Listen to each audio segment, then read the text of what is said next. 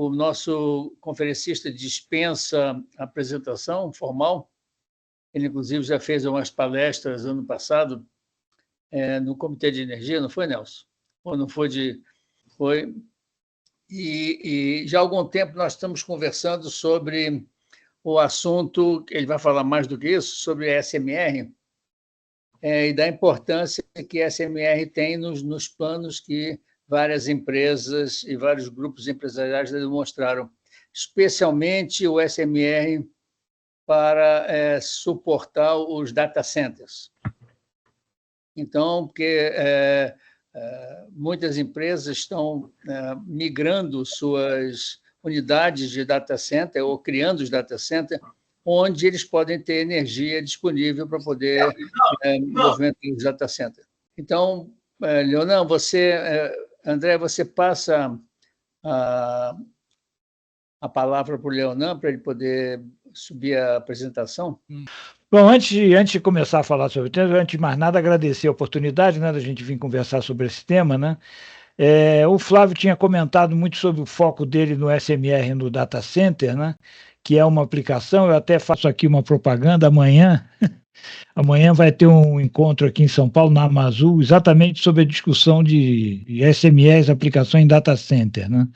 Amanhã a gente vai fazer esse seminário patrocinado pela Abidan, que é um tema que tem um espaço muito grande na mídia, né? Mas eu pedi para ele para fazer uma coisa mais ampla, né? Tratar o tema como uma inovação tecnológica, já que o grupo é de inovação, falar sobre a inovação tecnológica no setor nuclear e com o SMR como sendo uma dessas inovações, talvez a que implique uma mudança de paradigma, né? Então, sem dúvida, né, a inovação tecnológica ela tem um papel crucial no desenvolvimento da energia nuclear, né? Que cada vez mais a energia nuclear é reconhecida como uma ferramenta indispensável na composição da transição energética para uma economia de baixo carbono, né? Quer dizer, então a inovação, através da inovação tecnológica, espera-se que esse papel da energia nuclear seja muito mais desenvolvido e muito melhor aproveitado, né?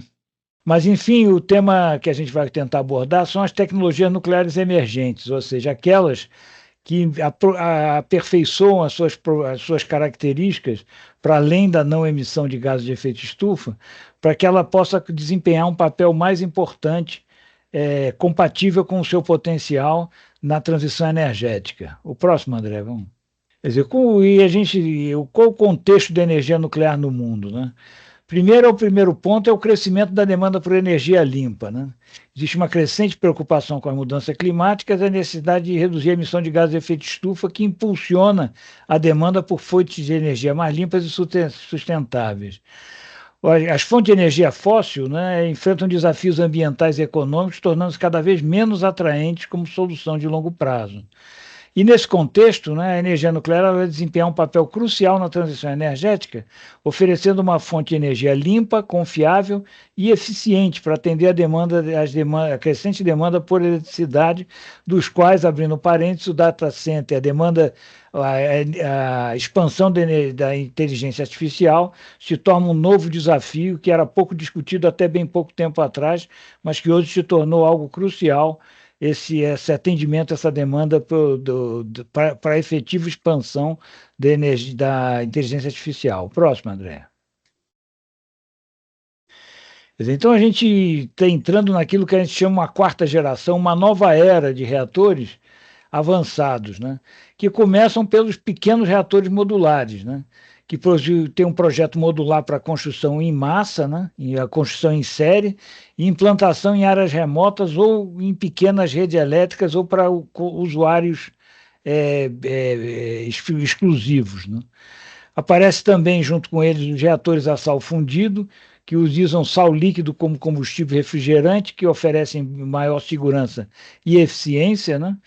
Os reatores rápidos, que é uma tecnologia já de bastante conhecimento, mas que vem sendo renovada, dada a sua característica fundamental de eficiência no uso do combustível e redução de resíduos, na medida que ele ele produz o seu próprio combustível, em grande parte, né? Isso, todos esses aí nós estamos chamando de reatores de quarta geração. O próximo. E aí, o que a gente entende como SMR, né? Os SMRs, né, da sigla em inglês, os pequenos reatores modulares, eles são reatores de menor porte e potência, né, em comparação com os reatores convencionais, né? São projetados para ser construídos em módulos, o que facilita a fabricação e instalação. E aí a gente tem duas dimensões da modularidade. A primeira dimensão da modularidade é essa, do reator que é construído em módulos, o que faz com que ele seja, num período mais curto, ele já comece a operar, e isso dá facilitando enormemente a fabricação e a instalação, além de favorecendo os aspectos financeiros de implantação, e imobilizando menores volumes de capital durante menos tempo. Mas existe a modularidade também na sua montagem, ou seja, esses reatores que são pensados em serem montados, eles sim formados por alguns módulos que se adaptam para serem montados no local, minimizando o trabalho em campo, né, de forma que a maioria do trabalho seja realizada em oficina, em situações mais controláveis e mais interessantes do que a construção em campo, que é a prática dos reatores de grande porte. Quer dizer, eles oferecem vantagens que eles permitem uma maior segurança passiva, essa flexibilidade modular e o menor tempo de custo de construção em relação aos reatores tradicionais. E eles abrem nova área de aplicação, né? O seu pequeno porte permite que ele seja aplicado em áreas remotas, áreas urbanas ou atendendo a clientes industriais, e atendem uma ampla gama de necessidades energéticas, bem além do fornecimento de eletricidade para uma rede básica de transmissão. Ou seja, o uso do calor industrial passa a ser viável nessas circunstâncias, fazendo com que abra-se novos nichos de mercado para que a energia nuclear pode dar sua contribuição, especialmente naquelas atividades industriais de difícil redução de emissões, como a indústria pesada, siderúrgica, a indústria do cimento, a indústria metalúrgica, mineração, ou seja, abre uma ampla gama de aplicações não só da eletricidade, mas também do próprio calor industrial. Próximo. E quando a gente fala nesses reatores avançados, a gente já falou nos reatores rápidos, que trazem uma grande esperança no sentido de otimização do uso do combustível e minimização da produção de resíduos. E os reatores a sal fundido com uma nova linha a ser desenvolvida, que oferece também uma série de vantagens. É interessante notar que esses que a gente chama de reatores de fissão avançados, na realidade, eles foram originários numa época extremamente profícua de ideias, que foi a década de 50, 60, uma época que se experimentou uma gama muito ampla de conceitos de reator dentro daquele espírito do programa Átomos para a Paz, lançado pelo governo americano logo após a guerra. E esses conceitos, muitas vezes, acabaram sendo abandonados, particularmente tendo em vista os materiais disponíveis à época. O desenvolvimento da ciência de materiais viabilizou uma série de conceitos que no passado eram de difícil viabilização devido às limitações do conhecimento dos materiais disponíveis para a construção. Próximo, por favor. Dentre eles se destacam os reatores alta temperatura, que são aqueles que poderão ter uma aplicação direta na indústria através de calor industrial. Então, esses reatores de alta temperatura, eles operam a temperaturas bem mais altas que os reatores convencionais, que são os reatores a água leve, né? Isso torna eles muito mais eficientes e versáteis, com potencial especialmente não só para gerar eletricidade, mas também para a produção de calor, e particularmente com essa produção de calor através da produção de hidrogênio. Quer dizer, esses reatores de alta temperatura, eles baixam violentamente o custo da produção de hidrogênio, né? Dado que ela passa a fazer hidrólise a alta temperatura, que tem um rendimento muito superior à hidrólise à temperatura ambiente, como vem sendo que é o método tradicional, né? E ele também abre possibilidade de outras aplicações industriais e da dessalinização também, que a desalinização na água, que contribui também para a segurança hídrica. O próximo. Outra promessa de futuros é a fusão nuclear, né? Todo dia, quase toda semana, todo mês, a gente está vendo uma notícia de um experimento novo de fusão avançando, né? Quer dizer, a fusão nuclear ela é uma grande promessa, né? Apesar de que ela é uma promessa que na década de 50 se dizia que em 50 anos ela estaria desenvolvida. Nós estamos já em 2026 e ela ainda continua sendo desenvolvida, porque as dificuldades técnicas são de grande monta, né? Mas, de qualquer maneira, o resultado final abriria uma possibilidade de uma energia limpa, com muito baixa geração de resíduos, e com combustível de fácil acesso, né? Que o combustível básico são os isótopos de hidrogênio. Próximo, por favor. Quer dizer, esses reatores avançados se espera que tragam benefícios em termos de segurança, uma segurança aprimorada, especialmente o sistema de segurança passiva e características inerentemente seguros, uma maior eficiência, né, com o melhor uso do combustível, reduzindo a quantidade de resíduos gerada, a flexibilidade operacional, né, com a capacidade de ajustar a produção de energia de acordo com a demanda da rede, que é uma demanda importante de alguns sistemas elétricos, né, para compensação da variabilidade de energias renováveis, e a redução de custos, né, através de projetos modulares e padronizados, né, que permite não a economia de escala, mas a economia de múltiplos, né? Em vez do caminho de fazer economia crescendo o tamanho, que é o conceito tradicional que seguido pela indústria nuclear, agora é a busca pela economia de escala na produção seriada de múltiplos componentes, né? Com os ganhos associados à redução dos custos de construção. Próximo. Agora, existem significativos desafios para a implementação dessas novas tecnologias, né? Primeiro, o custo inicial é elevado, especialmente para fazer os protótipos, né? E realmente isso é uma dificuldade que tem sido enfrentado, mas governos como o dos Estados Unidos, do Canadá e alguns governos europeus têm dado grandes incentivos de financiamento para esses desenvolvimentos iniciais, essas cabeças de série, né? E efetivamente nós vamos ver mais na frente alguns que já estão em estágio mais avançado. Outro desafio é o licenciamento regulatório, né? Que como muitos desses reatores são diferentes, conceitualmente bastante diferentes dos reatores de grande porte, as autoridades de segurança nuclear dos países têm que se preparar para enfrentar esse desafio, que é a aprovação de sistemas que ainda não têm uma normatização bem estabelecida pela experiência operacional.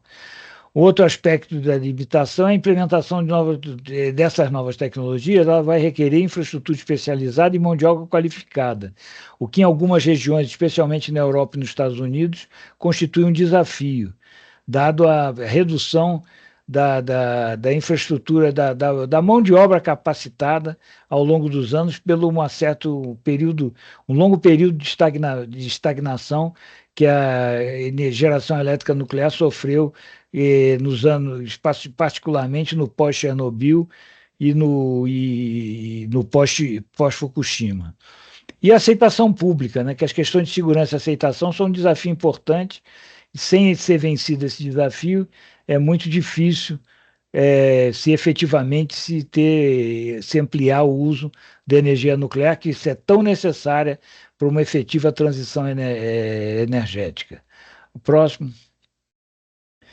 Quer dizer, existem os SMRs em países de desenvolvimento. É interessante notar, né, que os SMR têm um grande potencial para diversificar a matriz energética dos países em desenvolvimento, né, na medida que oferecem uma solução flexível e escalável para atender suas necessidades.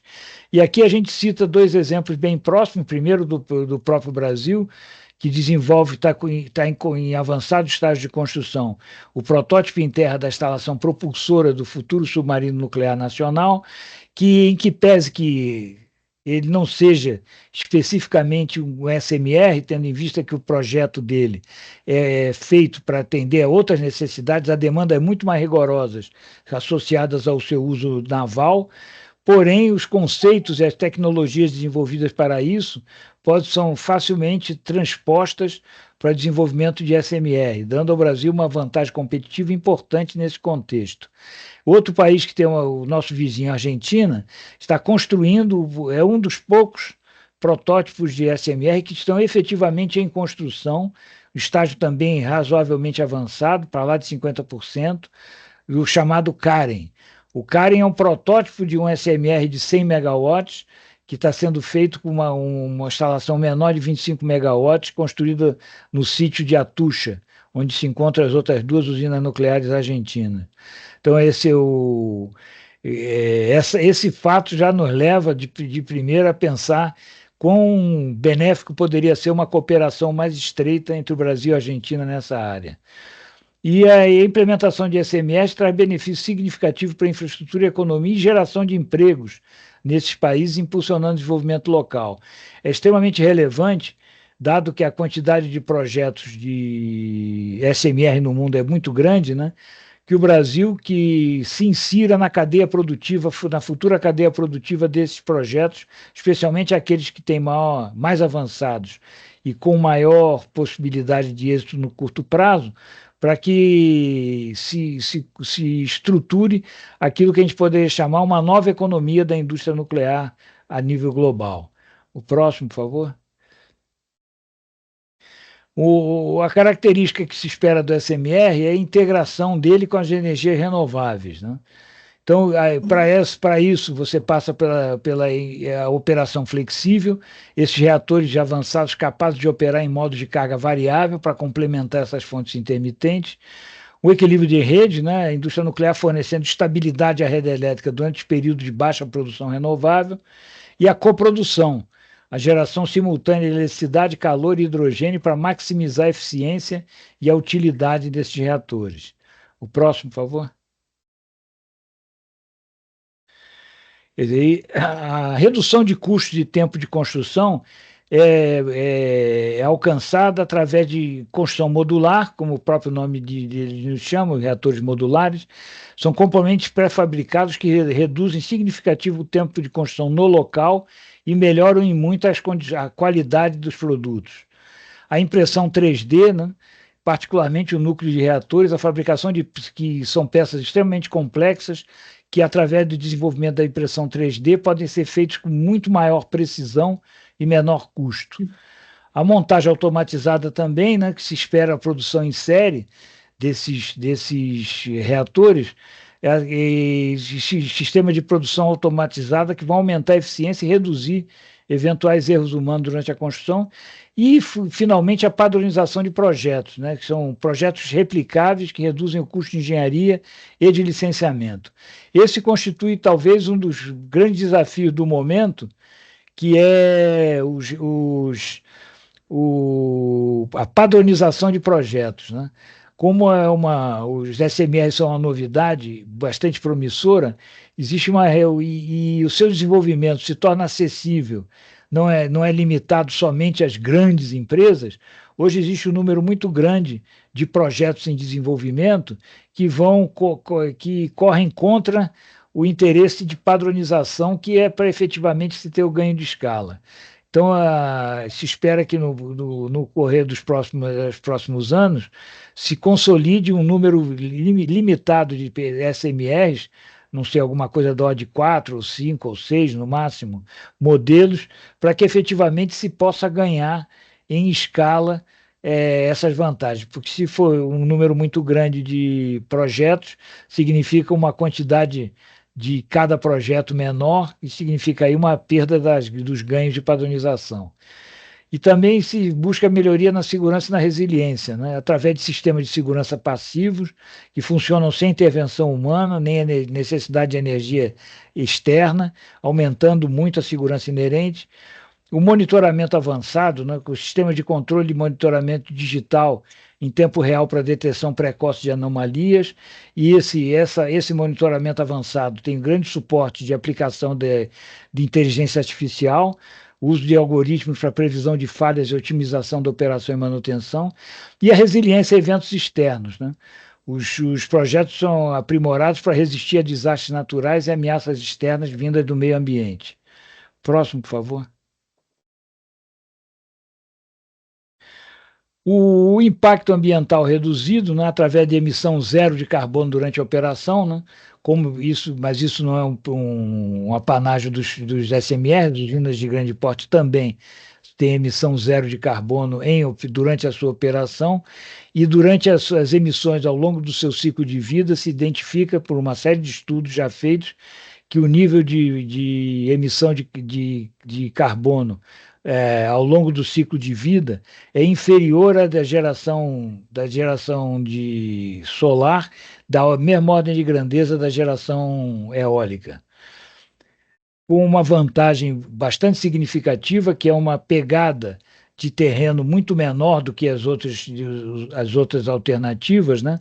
Porque as usinas ocupam muito menos espaço em comparação com as outras fontes de energia limpa, com a mesma capacidade de geração. E ainda se tem o fato da energia nuclear ser extremamente concentrada, é aquela energia, a fonte de energia mais concentrada que o homem consegue aplicar industrialmente. Ele contribui significativamente para a redução do uso de materiais, né? O uso de minérios, o uso de materiais retirados da natureza, se tornam muito melhores que as outras opções de baixa densidade de energia. Quer dizer, isso ainda fica mais ressaltado pelos avanços na eficiência do uso do combustível e na aplicação efetiva da reciclagem de combustível nuclear, que poderão vir a reduzir em grande parte a necessidade de mineração de urânio. E a proteção da biodiversidade, né? O menor impacto na vida selvagem nos ambientes naturais em comparação com fontes de energia que requerem grandes áreas de terra, né? Costumo dizer, se nós queremos proteger o planeta, a gente tem que usar o mínimo possível o solo. Quanto menos o solo for usado, mais o planeta está protegido. E, nesse sentido, a energia nuclear tem uma característica de pequeno, limitado uso do solo, muito limitado, em comparação, e isso devido à concentração de energia da concentração a densidade energética do combustível. O próximo, por favor. Outra expectativa dessa contribuição está ligada à segurança energética e à estabilidade da rede, né? Os reatores nucleares eles fornecem o fornecimento constante de energia, independente das condições climáticas ou da hora do dia, né? Ele permite a independência energética com a redução da dependência de combustíveis importados, como é o caso do gás natural em muitos casos, aumentando significativamente a segurança de abastecimento nacional. Ele também atua no suporte à rede elétrica, né, a capacidade de fornecer serviços auxiliares que mantêm a estabilidade e a qualidade da rede elétrica, e a resiliência a longo prazo, né, a operação contínua por longos períodos sem reabastecimento, garantindo fornecimento de energia em situações críticas. Quer dizer, hoje, por exemplo, as usinas nucleares que hoje operam no mundo, elas têm regime de troca de combustível anual, o regime de 12 meses, que é o caso das usinas de Angra 1 e Angra 2, mas existem outras usinas, especialmente nos Estados Unidos, que operam com regime de 18 meses, e já existem testes para passar esse período de reabastecimento para 24 meses. Estamos falando de 18 meses de operação contínua, sem parada para reabastecimento. O próximo, por favor. Quer dizer, os SMR abrem aplicações além da geração de eletricidade, né? Como eu já falei anteriormente, a dessalinização, o aquecimento, a propulsão, seja a propulsão espacial como a propulsão naval, como já é a prática já de muitos anos, né? A propulsão naval foi a primeira aplicação pacífica, ou seja, aplicação não explosiva da energia nuclear foi a propulsão naval, através da propulsão do submarino Nautilus, o primeiro submarino nuclear construído no mundo, em 1954, e se tornou crítico seu primeiro protótipo, né? Próximo, por favor. Outra contribuição é a descarbonização e a economia de hidrogênio, né? Quer dizer, com a energia nuclear abre-se, aumenta muito as possibilidades e a capacidade de produção de hidrogênio limpo, quer dizer, utilizando calor e eletricidade nuclear para a eletrólise da água ou processos termoquímicos, produzindo hidrogênio sem emissão de carbono. O armazenamento de energia, né, que é a produção de hidrogênio como forma de armazenar o excesso de energia nuclear para uso posterior ou em perigo de pico de demanda, e aplicações industriais, né, o fornecimento de energia limpa para setores de difícil eletrificação, como a indústria pesada e o transporte a longa distância. Próximo, por favor. Outro aspecto associado à inovação tecnológica nuclear tem a ver com os combustíveis nucleares inovadores, né? Um que vem se falado bastante e já vem sendo desenvolvido e faz parte da maioria do combustível para quase todos os reatores, os SMR, é o chamado HALEU, High Assay Low Enrichment Uranium. O urânio enriquecido, porque o urânio para as centrais nucleares convencionais, ele tem um enriquecimento na faixa de até 5%. O HALEU são enriquecimentos superiores a 5 na faixa de 5 a 20%. E, na verdade, esse combustível HALEU ele não é novo, ele já é usado, esse combustível, como combustível dos reatores de pesquisa, por exemplo, o reator IR-1 do IPEM e o reator Argonauta do IEM no Rio, usam o HALEU como combustível, né? São combustíveis que, em tendo maior enriquecimento, permitem o projeto mais compacto e maior período entre recargas. Isso é extremamente importante e se abre uma outra possibilidade bastante interessante para o Brasil nesse caso, né? O Brasil é um dos poucos países pouquíssimos países fora dos países do Conselho de Segurança do Conselho de Segurança da ONU, que produziu, dentro de todas as salvaguardas e autorizações da agência internacional, combustível HALEU.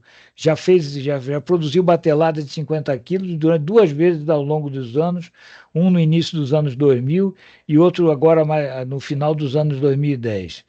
Então, o Brasil tem essa capacitação e é um mercado que se mostra que aquecer bastante nos próximos anos por uma razão ligada à geopolítica. O único fornecedor comercial de HALEU hoje que existe no mundo é a Rússia. Então, todos os outros países ocidentais, especialmente os Estados Unidos, mas também os países europeus, buscam fontes de abastecimento de HALEU fora das restrições aplicadas as sanções que eles aplicam à própria Rússia, né?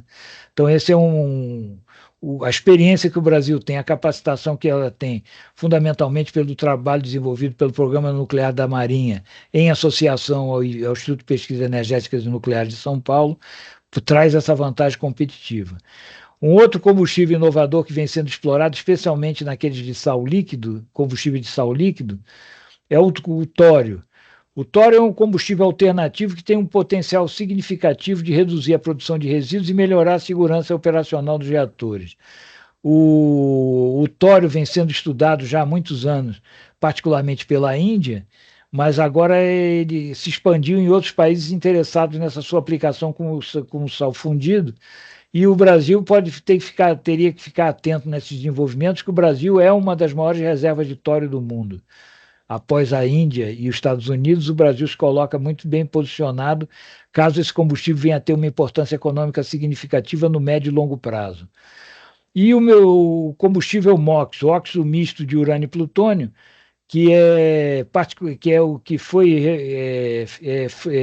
usa-se o plutônio do reprocessamento do combustível e no passado se usou também o plutônio decorrente do desmonte de armas nucleares da Rússia.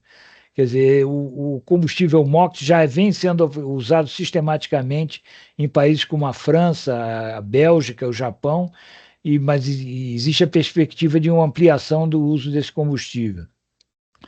E o desenvolvimento de combustíveis avançados, quer dizer, novos materiais e projetos com maior resistência a acidentes e melhor desempenho. E aí a gente ressalta o projeto em andamento pela Comissão, sob a coordenação da Comissão Nacional de Energia Nuclear, do reator multipropósito brasileiro. Por favor, próximo.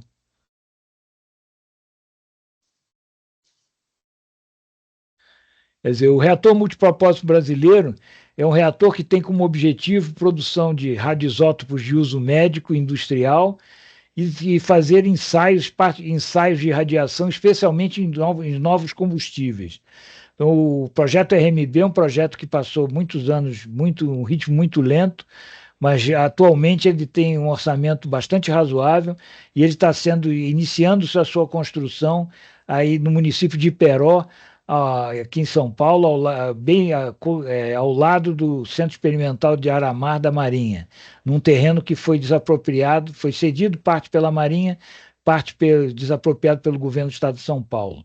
Então, o reator multipropósito teria um papel fundamental primeiramente, antes de mais nada, na produção de radioisótopos de uso médico.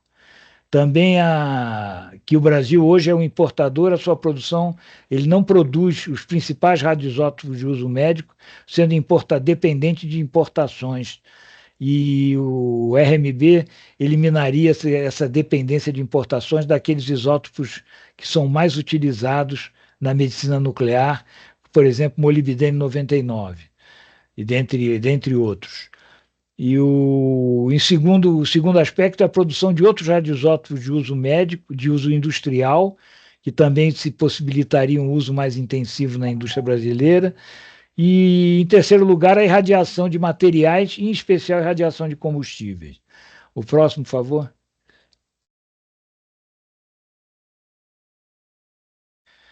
Um outro aspecto de inovação, que na fronteira da realização industrial, é a gestão de resíduos, do combustível usado, né? Quer dizer, hoje se desenvolve tecnologias avançadas de separação dos actinídeos menores e reaproveitamento de materiais fissionáveis, reduzindo assim o volume e a toxicidade dos resíduos nucleares.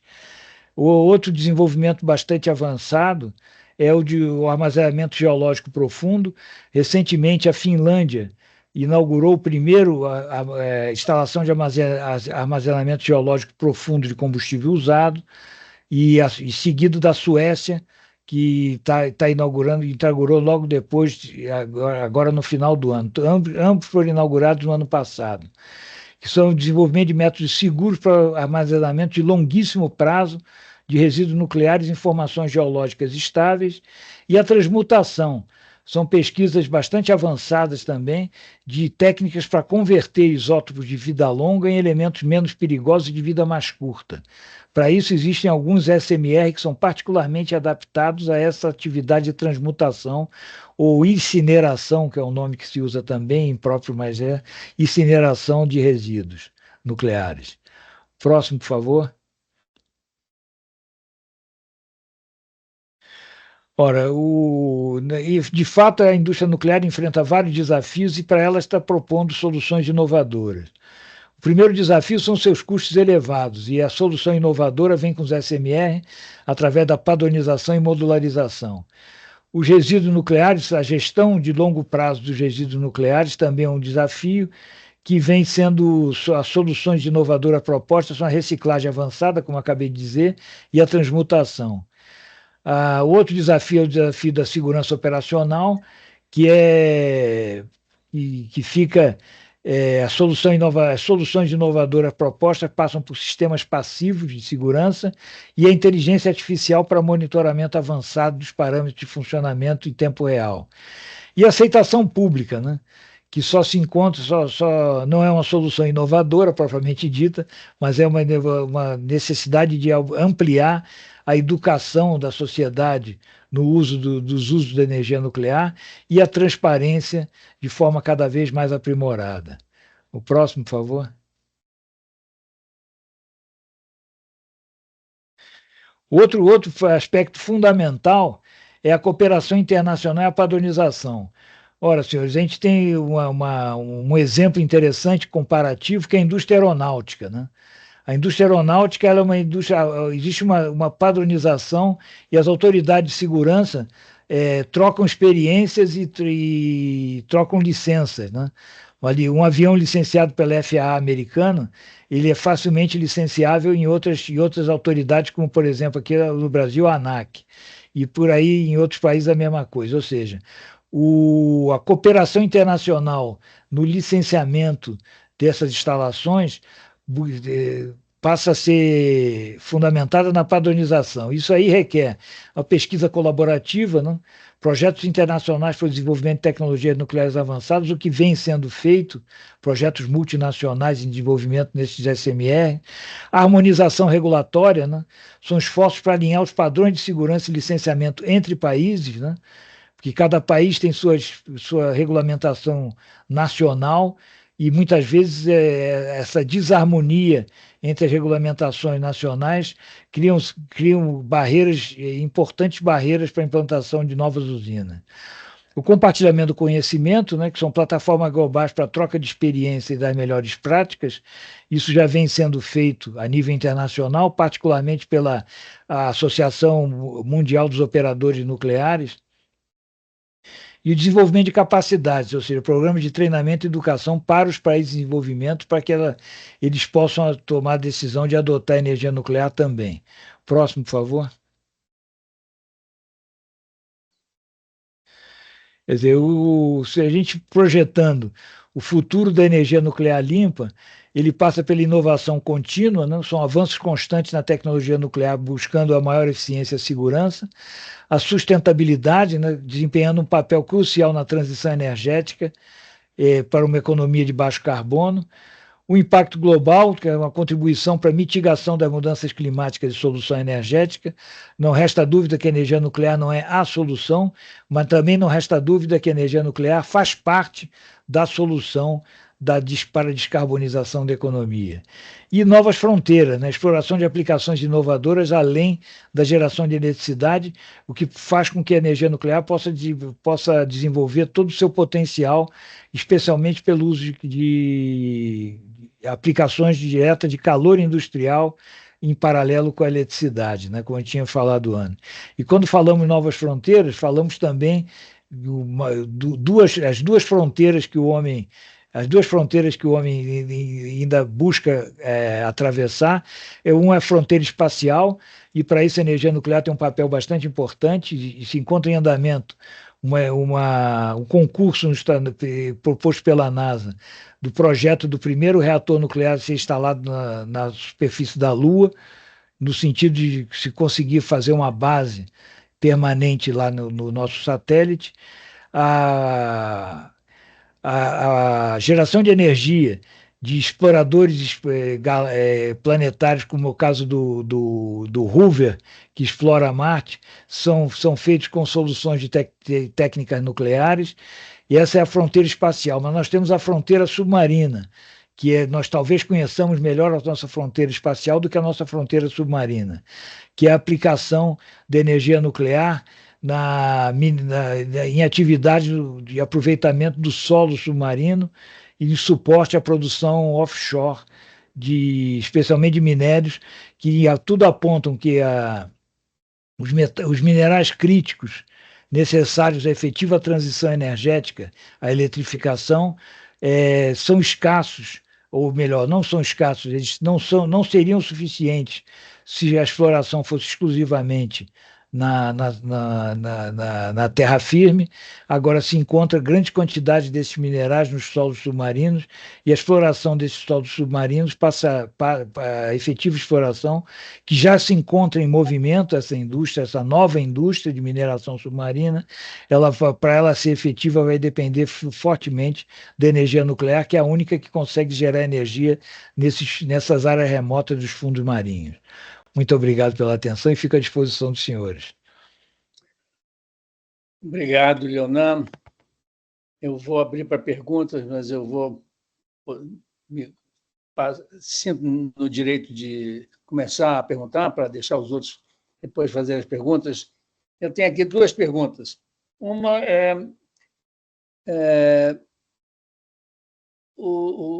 a energia nuclear em cada país tem características diferentes, porque ela vai ter que ser adaptada à matriz energética que tem lá. E aqui no Brasil nós temos um competidor de cara, né, que é a energia intermitente solar e eólica.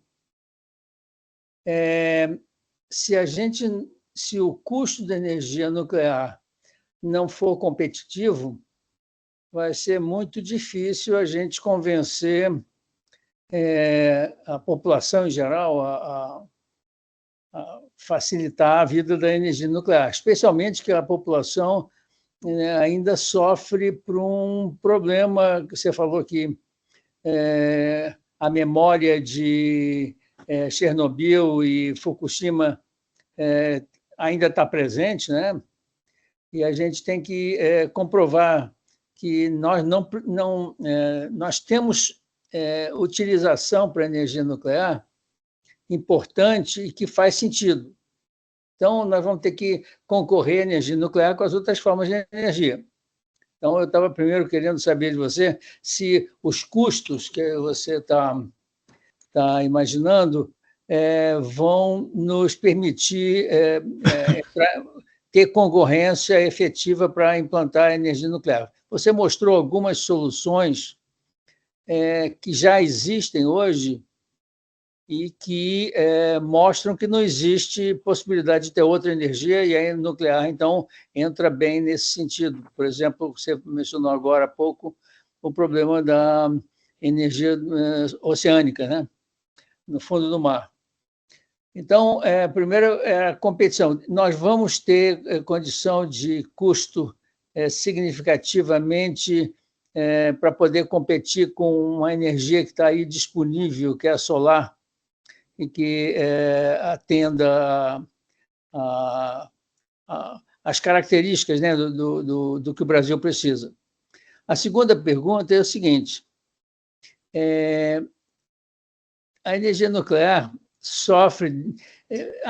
A preocupação que as pessoas têm com a energia nuclear são de custo, são de perigo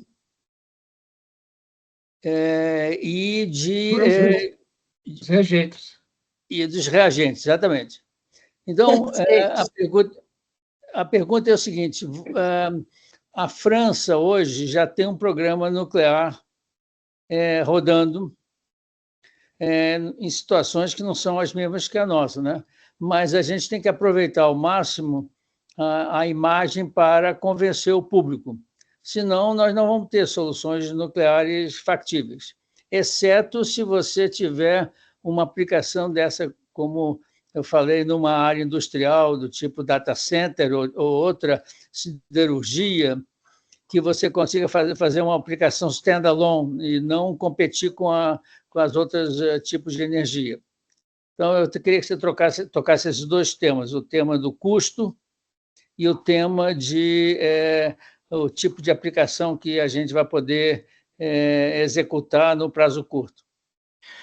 Bom, quando você fala sobre energia nuclear competindo com eólica e solar, eu não acredito eu acho que elas não competem. Nós não estamos falando do mesmo produto. A energia solar não é o mesmo produto da energia nuclear, como não é o mesmo produto da energia a gás natural e não é o mesmo produto da energia hidráulica. Por uma razão simples, né? O valor da eletricidade ele está associado a quando e onde essa eletricidade é produzida. Então, falar em competição não faz sentido. É a mesma coisa que falar uma competição entre a bicicleta e um ônibus. Quer dizer, a bicicleta é mais barata, então eu não preciso de ônibus, porque todo mundo vai de bicicleta, que é a solução mais barata. Eu acho que nós estamos, no caso dessa analogia meio canhota, me desculpem se pode ser julgada como canhota, nós estamos falando de serviço de transporte de natureza completamente diferente. E quando a gente vai para a eletricidade, cada fonte presta um serviço de fornecimento de eletricidade diferente do outro. Por exemplo, a energia solar ela tem a sua intermitência intrínseca, que é a diferença do dia e da noite. A energia eólica tem uma outra intermitência intrínseca associada ao regime de ventos da região onde ela está implantada. Já a energia nuclear não tem nenhuma restrição de intermitência. Então, uma energia intermitente não tem o mesmo valor de uma energia contínua, de geração contínua e permanente, independente de efeitos climáticos ou até, no caso da solar, astronômicos, né? No caso. Então, isso eu acho que é um engano se falar em competição, Porque um sistema elétrico interligado, de grande porte, como é o caso do brasileiro, ele precisa de todos esses diferentes serviços elétricos para compor o atendimento à necessidade do sistema como um todo. Então, comparar, dizer que ela é cara porque ela é cara comparado a quê? Comparado a eólica e solar, não estamos falando de produtos diferentes. É a mesma coisa dizer que o ônibus é caro e a bicicleta é mais barata, então eu não preciso do ônibus. Eu acho que o equívoco parte de considerar o custo, o levelized cost of electricity. É um parâmetro que se usa muito para esse tipo de avaliação e que ele não capta o valor efetivo da eletricidade associado à maneira com que quando e onde ela é produzida. Então, acho que não existe competição, existe sim complementaridade. Ainda mais um sistema elétrico de grande porte, quanto maior a quantidade de energia intermitente ele tem ligado ao sistema, mais ele tem necessidade, ele cria o problema de operação da regulação da regulação dos parâmetros elétricos dessa rede. Então, são papéis diferentes. Então, falar em comparar custos, dizer que a eólica é mais barata que o nuclear, então o nuclear não tem chance, parte de um princípio, do meu ponto de vista, equivocado, em como dizer que o produto que elas geram é o mesmo. Absolutamente não é o mesmo produto. São elétrons correndo sobre um fio, com certeza, mas o valor que esses elétrons correndo sobre o fio têm vão depender de quando e onde eles são produzidos. E isso fica muito diferente o valor da energia eólica para o sistema é diferente do valor da energia solar, que é diferente do valor da energia a gás natural, que é diferente do valor da hidrelétrica e do nuclear. Então, a sabedoria do planejador energético não é escolher o mais barato. A sabedoria é escolher a combinação, a cesta de fontes diversificada que vão atender aos requisitos básicos do sistema, que é modicidade tarifária, universalização e... deu branco agora. Os 3 princípios. O da modicidade tarifária, segurança de abastecimento e universalização do serviço. Então, acho que essa comparação de preço, dizendo que uma é mais cara do que a outra, ela não capta a realidade da operação de um sistema elétrico interligado de grande porte, como é o caso do brasileiro, e de outros grandes países, como é o caso da Europa, dos Estados Unidos e de outros grandes países. Né?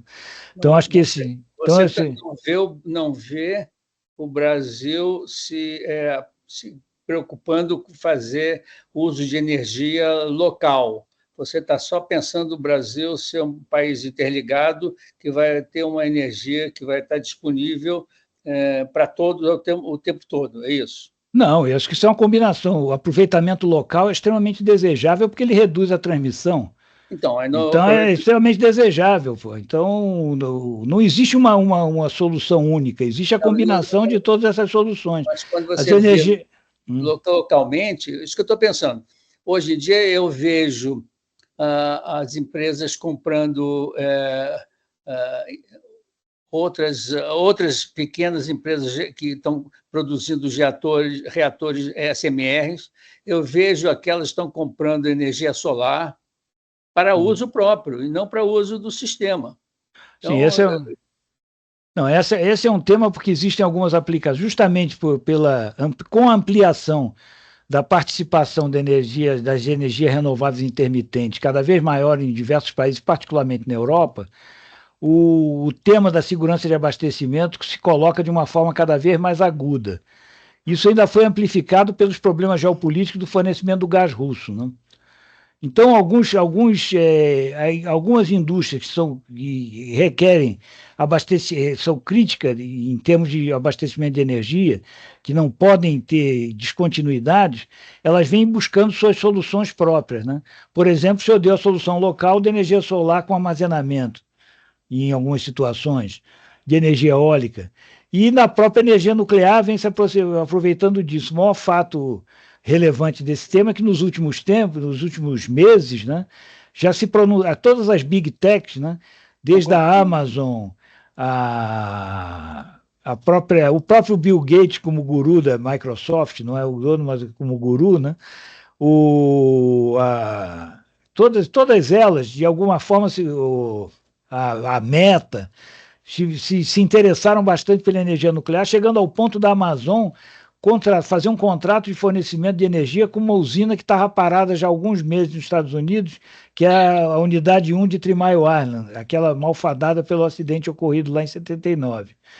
Então, esses tipos de usuários que não podem ser sujeitos à descontinuidade no abastecimento estão buscando suas soluções, e para esses usuários, quando eles são de grande porte, como as Big Techs, a energia nuclear se encaixa como uma luva para eles, né? Os SMRs funcionam muito bem na busca da garantia do abastecimento, segurança de abastecimento a mais elevada possível, né? Então, acho que esse ponto, isso aí abre novos nichos, né? Novos nichos de gestão do próprio sistema elétrico, né?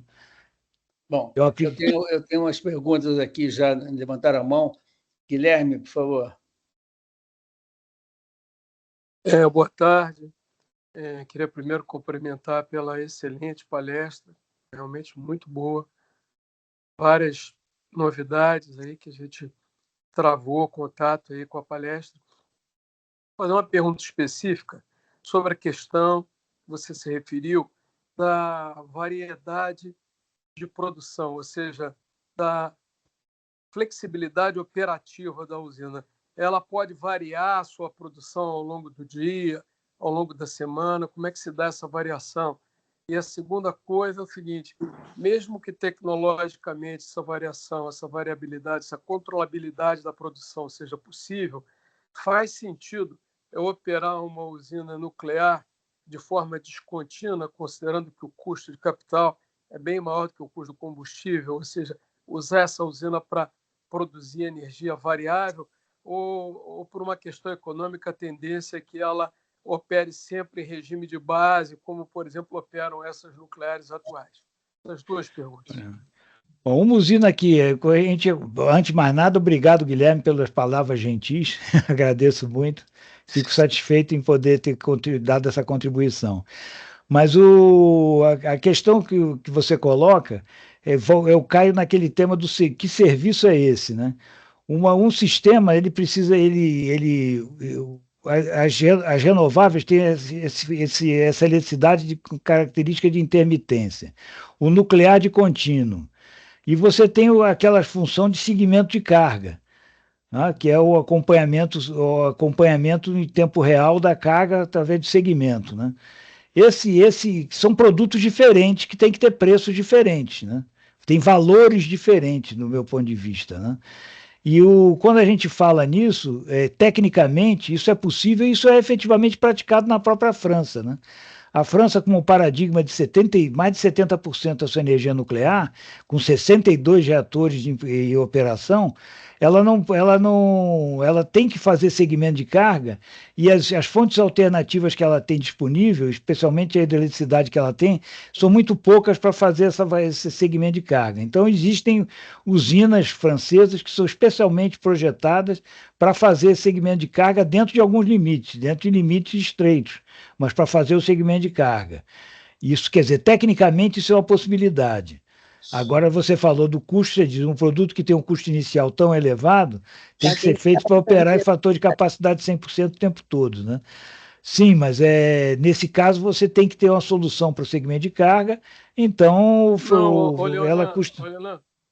Eu concordo com você. Tem alguns sistemas elétricos que requerem modulação, independentemente do custo. Até o nosso sistema também muitas vezes requer que o despache de usinas térmicas muito caras, exatamente para seguir a carga, tudo isso é verdade. Mas eu diria que a prioridade do segmento de carga não deveria ser feito por uma usina nuclear, a despeito dela ter essa capacidade operacional. Você deve tentar usar outras fontes, como, por exemplo, a fonte hidrelétrica, para poder fazer o segmento de carga. Mas é muito interessante saber que as usinas nucleares também podem ter uma produção variável, e se economicamente for atraente, elas podem ser usadas para modular e seguir a carga. Eu entendi bem. Não, mas o tema, nessa linha que você está falando, os SMR vêm ampliar muito essa capacidade. Porque, por exemplo, uma coisa é você fazer segmento de carga com uma usina de 1.400 megawatts, como é o caso de Angra 3. E outra coisa é você fazer o segmento de carga com 5 usinas, com 6 usinas de 200 megawatts, 250 megawatts, que dá o equivalente de potência, né? Porque você pode operar no liga e desliga, liga o módulo, desliga o módulo, que isso aí não impacta significativamente o custo do combustível. Se você desligar totalmente a usina, então você pode despachar modularmente clusters de SMR, ou seja, aumentem muito a capacidade do nuclear de poder contribuir para esse segmento de carga. Então, Eu entendo, mas como combustível não é uma questão crítica em termos de custo, é interessante que você possa operar usando na base e fazer a modulação com outras fontes, mas ter essa flexibilidade é realmente interessante. Interessante. O combustível ele não é crítico, mas ele representa cerca de 20% do custo operacional, de 15% a 20%, dependendo do país, que não é uma coisa tão desprezível assim, né? O custo é dessa ordem, de 15% a 20%. Mas é só ligando e desligando, ou você pode realmente variar a potência injetada, variar a produção ao longo do tempo? Você pode variar a produção ao longo do tempo, mas aí você vai ter uma queima muito desfavorável do combustível, que reduz o tempo de vida do núcleo, né? É melhor, então, ligar e desligar, né? É melhor ligar e desligar quando você está tratando de SMR, né? De unidade de pequeno porte, operando em cluster com despacho unificado, né? Muito bom. Obrigado, hein? Né? Obrigado, Guilherme. Paulo, você agora. Oi, Leonan. Bom, parabéns pela apresentação. Foi muito rica e muito didática, né? Muito fácil de entender para quem não é do ramo. Eu queria entender o seguinte: os SMRs já estão relativamente maduros, já tem disponível a tecnologia, já está mais ou menos pronta para começar a se desenvolver projetos específicos, ou é uma coisa para daqui a muitos anos? E ter uma ideia do que é o que seria custo, por exemplo, o que é o tamanho mínimo, o que é custo por megawatt, ou sei lá, de repente o módulo é 5 megas, 100 megas e custa mais ou menos tanto montar. Eu tenho uma ideia da parte de business mesmo, né, do SMR que me interessaram. Em operação, você tem operando efetivamente 2 SMR. Um na Rússia, o Akademik Lomonosov, que é um reator operando uma barcaça, que fica atracada do lado de um complexo industrial na Sibéria, né? E essa usina são 140 megawatts, 2 unidades de 70, né? E ela já vem operando já desde 2019, com resultados bastante positivos. Os chineses também estão operando um reator de alta temperatura. Lembra que eu comentei sobre os reatores de alta temperatura, que abrem novas possibilidades, né? Eles são um game changer, né? Realmente conseguir chegar num modelo eficiente muda bastante o jogo em termos de uso da energia nuclear. Tem um também operando desde 2021, né? Agora, existem projetos bastante avançados já em construção também na China, em terra, né, e da China flutuante. Existem projetos bastante avançados também nos Estados Unidos, como o caso do NuScale, que já foi, inclusive, foi licenciado pelo órgão regulador americano, a Nuclear Regulatory Commission. O meu sentimento, né, opinião minha, né, os primeiros reatores de SMR vão se expandir, são aqueles que são derivados de unidades de propulsão naval, que é o caso da Rússia, né? Esse Akademik Lomonosov, que está lá operando lá, ele tem 2 instalações propulsoras de quebra-gelo nuclear russo, né? A Rússia opera uma frota de quebra-gelo nucleares de 12 unidades, eram 11, entrou em operação há poucas semanas o 13º, e a instalação de geração de energia da barcaça flutuante é a duplicação da geração de energia do quebra-gelo, né? Então, os franceses também estão desenvolvendo o NUWARD, que é um reator também inspirado na propulsão naval. Ou seja, aqueles que têm propulsão naval desenvolvida podem encurtar bastante o caminho de entrada em operação dos SMRs, né?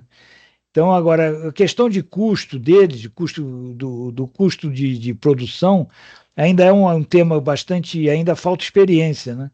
Você não tem muita experiência esse tipo de cálculo é muito sensível às hipóteses que você faz, seja elas otimistas ou pessimistas, né? Então, acho que ainda está um pouco cru ainda de experiência operacional para se fazer uma avaliação mais realista de custos, né? Ainda mais que essas unidades que eu estou falando são protótipos, né? First of a kind, que têm custos bem mais elevados do que os sucessores, né?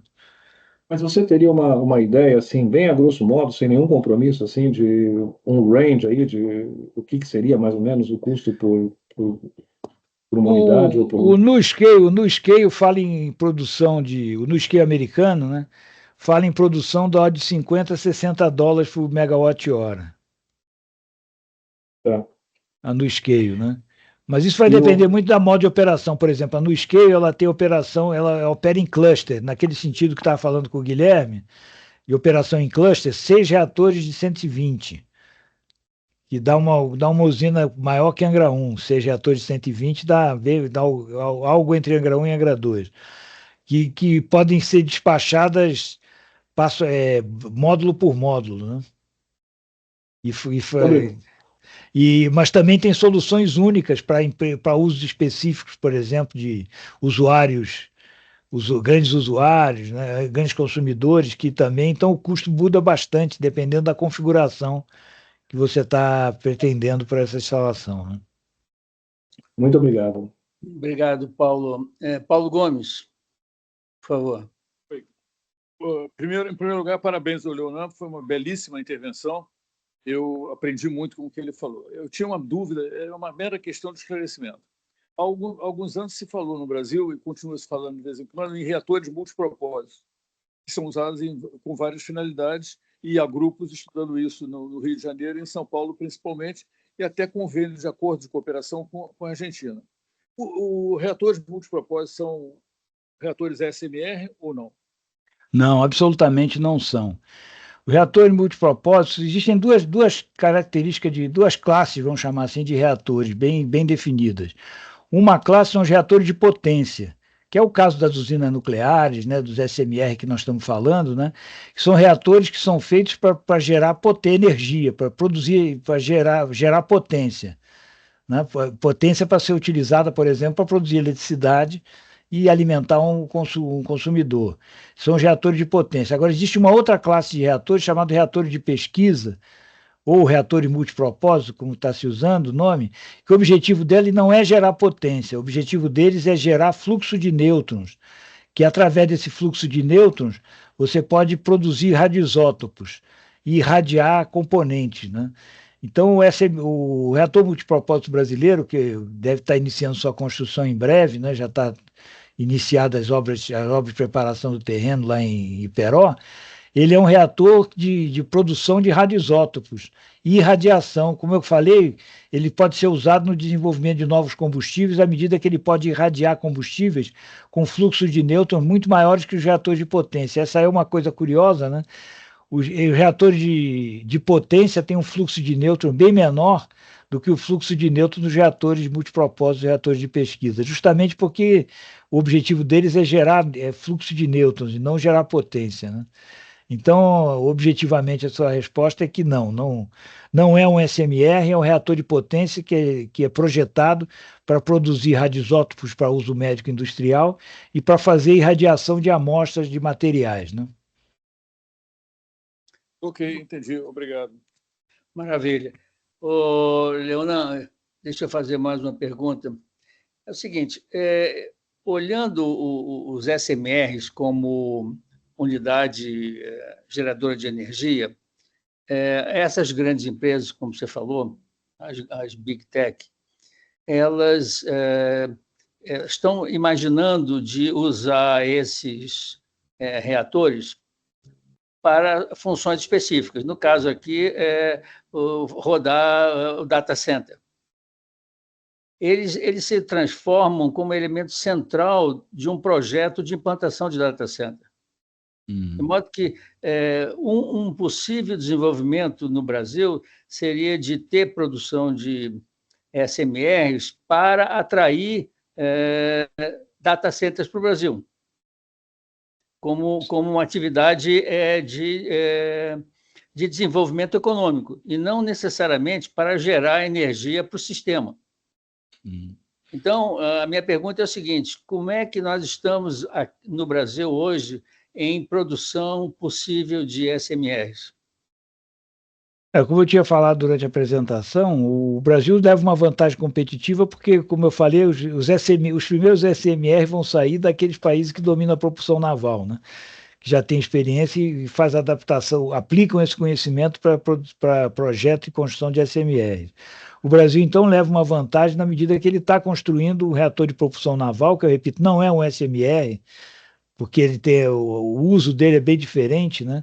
Mas a tecnologia desenvolvida para construí-lo permite transposta integralmente para o projeto de SMR. O problema é que aqui no Brasil, enquanto não houver uma possibilidade de participação maior, parceria com a iniciativa privada, fica difícil esse desenvolvimento, porque o Estado, como investidor, é cada vez mais limitado às suas possibilidades, né? Então, para que isso aconteça, você precisa ter uma fonte de financiamento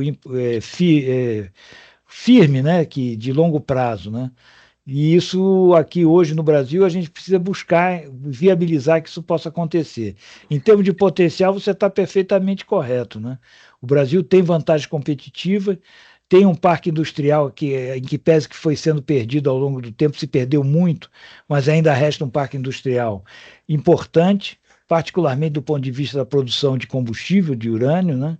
Então, eu acho que essa possibilidade existe, mas para que ela se concretize, precisa de investimento. A questão é de onde virão esses investimentos, né? Que talvez a gente tenha que mudar o foco do negócio, que o negócio é o data center, não é o reator. O reator é um insumo importante no data center. Sem o reator, não tem o data center. Mas o negócio vem em atrair os data centers para o Brasil. E isso talvez você consiga convencer o setor privado a entrar no negócio junto com não sei se é a Marinha, o Ministério de Minas e Energia, mas o negócio é o data center, o negócio é a atração das grandes empresas para o Brasil. Sim, sem dúvida. Sem dúvida, esse campo do data center é uma perspectiva muito positiva para o emprego dos SMR. Apesar de que eu vou dar uma opinião pessoal, posso estar totalmente enganado, mas eu acho que, de certa forma, isso é um pouco inflado demais, porque a gente parte do princípio da tendência, né?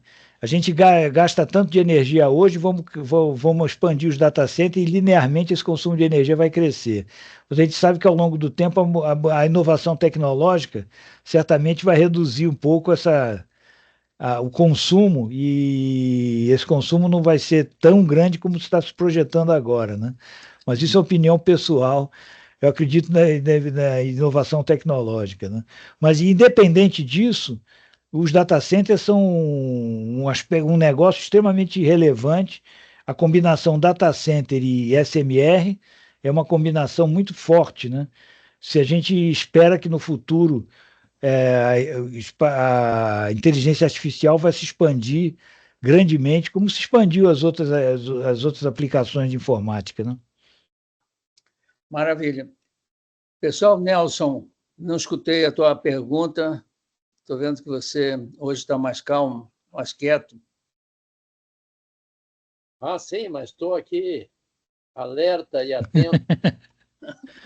Obrigado, Leonan. Excelente apresentação.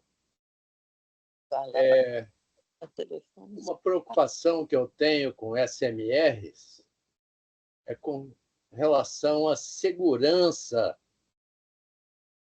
da usina, porque uma usina de grande porte, ela tem um destacamento do Exército lá para proteger a instalação de um ataque terrorista. E no SMR, como uma das ênfases é que seja uma instalação bem mais barata pela replicação dos módulos, né? E você talvez não justificasse economicamente botar ali um destacamento grande de como seria a segurança de uma usina SMR numa localidade da Amazônia. Nelson, respondendo a sua pergunta, eu gostaria muito que você disse fosse verdade. Infelizmente não é. Não existe esse destacamento do Exército, não existe essa mobilização de forças de defesa, vamos chamar assim, aqui no Brasil, na central de Angra, tá? Inclusive, esse foi um problema grave que nós enfrentamos alguns anos atrás, com o aumento da criminalidade em Angra, se chegaram a roubar caixa eletrônico nas vilas residenciais. Não tem nada a ver com a usina, mas nas vilas residenciais que ficam ao lado, e a gente brigou bastante a nível do governo na época de ter algum tipo de, pelo menos temporariamente, uma força de dissuasão que evitasse, protegesse a usina. Graças a Deus isso não aconteceu nada demais, né? Além dos ataques à caixa eletrônico, mas essa proteção, infelizmente, ela não existe. E eu concordo com você que deveria existir, mas ela não existe por uma série de razões. Isso é uma outra discussão, não vale a pena a gente discutir agora fora do nosso escopo, né? Mas a proteção física, né, do reator do SMR, ela é um desafio, né? Na medida que ele é feito para um dos seus principais empregos é as regiões isoladas, né? E tem que se dar uma solução caso a caso. Cada caso é um caso de avaliação de risco. Locais que existem esse risco maior devem ser evidentemente descartados como localização.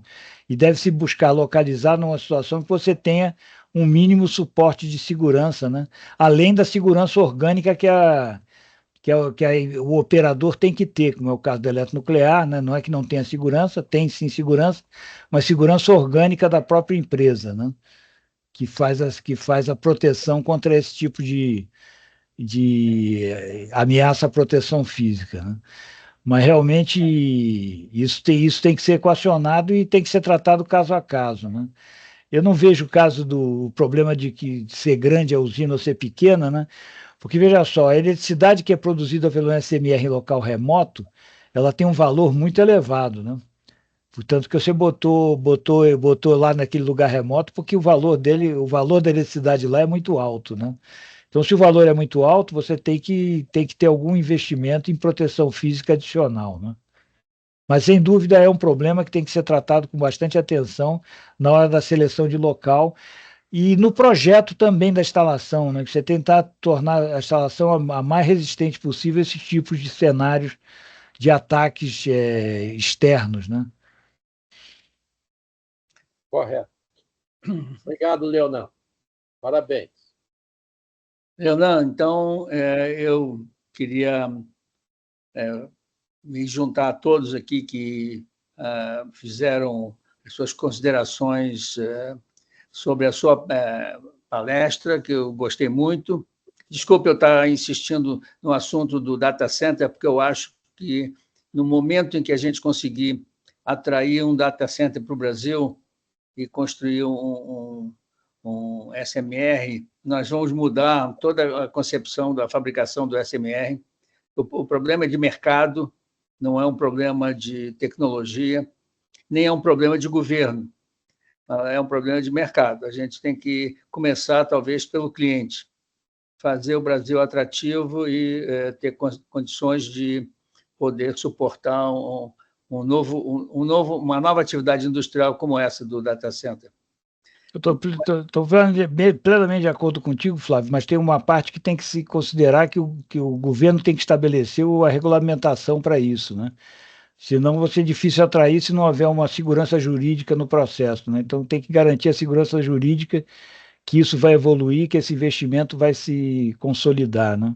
E isso é um papel do governo, né? De estabelecimento de uma base regulatória para esse tipo de aplicação. Concordo com você. Não é um problema do Brasil, não. Isso é um problema no mundo todo, é um problema, viu? Mas eu acho que nós estamos maduros aqui, nós temos tecnologia, conhecimento para avançar nessas áreas. E você mencionou também da aplicação submarina, que eu Sim, achei sim. muito interessante, porque isso pode também colocar a gente na vanguarda, porque a gente conhece bem as atividades submarinas, né? Temos experiência disso, a Marinha tem muita.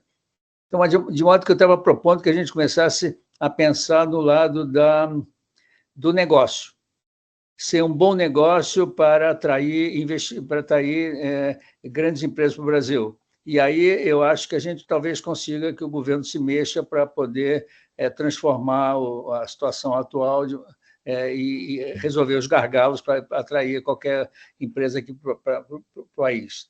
Então, porque eu acho que essa é uma grande oportunidade para o Brasil. Com certeza é. Você tocou num ponto interessante. A Petrobras é o cliente potencial maior que existe no Brasil, de SMR. A Petrobras é o cliente potencial de maior porte, né? Porque as aplicações de SMR, tanto onshore quanto offshore, e até subsea, são extremamente importantes para a evolução da exploração da indústria de óleo e gás aqui no Brasil, né? A Petrobras é, sem dúvida nenhuma, um cliente potencial importante. Então, talvez a gente possa até fazer um dia uma reunião chamando a Petrobras e você para poder discutir esse assunto e ver de como a academia vai poder ajudar nisso. Agradeço. Esse é o assunto que eu mais gosto. Então, tá bom. Então, vamos fazer isso. Eu agradeço e aprendi muito. Obrigado pela tua disponibilidade e agradeço também a participação de todos. E nós temos... já passamos da hora aqui, o Nelson não gosta muito que eu marco 1 hora só de reunião. Já passamos da hora, agora é 6h30 quase. Agradeço a atenção e tá bom. Obrigado a todos. Paulo, obrigado por ter vindo. Obrigado. Eu que agradeço a oportunidade aqui de bater esse papo com vocês. É sempre enriquecedor. Então, obrigado. Hein? Um abraço. Muito obrigado, foi ótimo. Viu?